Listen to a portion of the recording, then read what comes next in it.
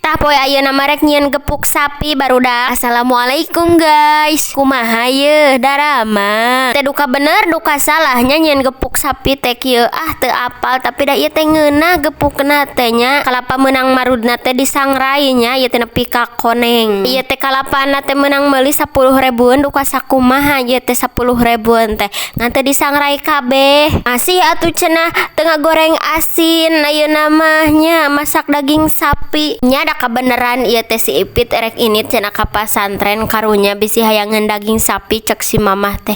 Da meulina oge ku si mamah sakilo 120.